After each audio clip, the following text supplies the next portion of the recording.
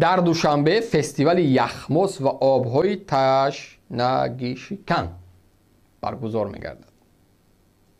با قراری خدا جون تمام هست کنه.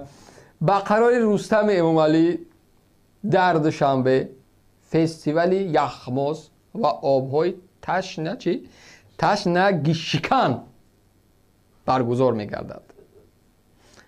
دیروز یادم رفت در همین صفحه فیسبوکی با کامنتاش خواندم اقدام خوب، دست در نکنه، خیر رئیس دیگه است، بهترین، ماشاءالله دستگیری باید کرد، توده سوده حتما. همین مردم همین چاپلوس بعد همین اگر 1000 میکنه همین چاپلوس بود است. ویلو رئیس شهر دوشنبه نفری دیم در کشور یک سیاستمدار باید با اندازه عاقل، بخیرت، اینتلیجنت این بحث های کوچکی که شما دارین که رئیس شهر مسئله یخمس و جواری مکه را دیده است، این در دایره نه اینکه رئیس ناحیه، نه اینکه جانشین. من یک شرکت یخمس سازی دارم، میرم از شهردار اجازت میگیرم که من میخوام در فلان روز همین یک خب یارمارکه یک فستیوال یخمس ها را بگذرانم، شما برای من اجازت بتین در فلان مناطق اجازت بتین من همین کار را بکنم. خب نامگوی زیاد یخمس ها در همین عادتا در کشورهای اروپا این چیزها میشه از جانب شرکت ها میکنند. خب بعضنش رایگان است، برای خب یک کمک رایگان میمونن اول که مردم یعنی طعمش میچشن، با لذت است، بی لذت است.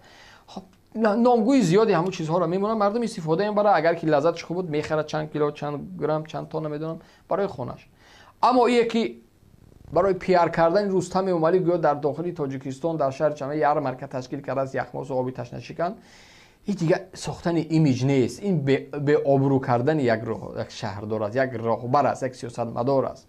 نباید در سطح یک رئیس پایتخت یک جای شلوغ، همه روزه کار، هر دقیقه کار، خب وقت نداری تو بشینی مسئله یخمس رو ببینی و آبیش نشون بدنی.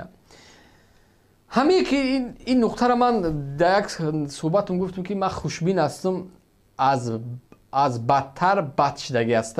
یعنی بدتر چه رحمانوی بد است، یک زینه بالا رفته است.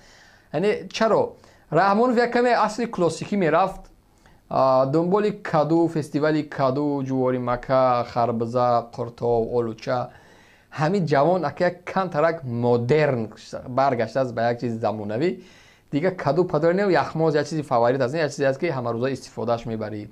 آبهای نوشاکی که انرژی میگن که یک کمی انرژیت میتیاد هنگام خواب داشتن، نمیدونم رکلامای زیاد است که درش او آبها، آبی جب، نوشاکی، تبلیت‌های ضرر رسان، خب نارکوتیک، ناس و سیگار.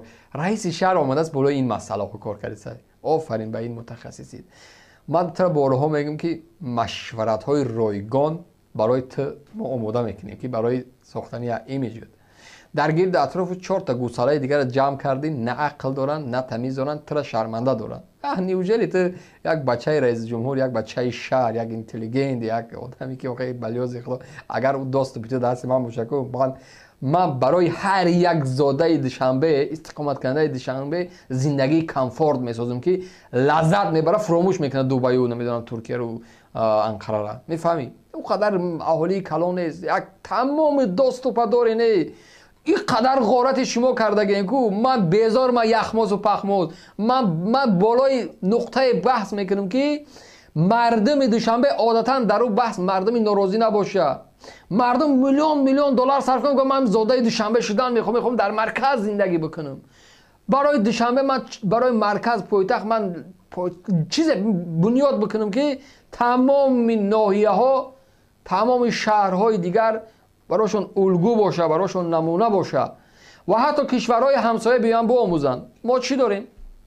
نه آداب شهرداری است، نه ترتیب و نظام است، نه نقلیات های درستی مسافرکشی است، نه آبی گرم است، حتی قوه برق نیست. در دوشنبه دودش انگشت از آشناهای بلند اینا آمدن دنبال نمیدونم آبی مکه و کادو و یخمس بحثان فستیوال کردن. این شهردار در حالی که این ظالم قانون را که با پیشنهاد خود این راهبر است، رئیس پارلمان است که پیشنهاد میکنه، طبیعی است که وقتی شهردار رئیس پارلمان که بچه پرزیدنت از پیلوس قرار را پیشنهاد کنه، او دیگه او گوساله‌های پارلمان کدامی واقع حق گپزنی زیدیت دارن؟ نه، این حق ندارن.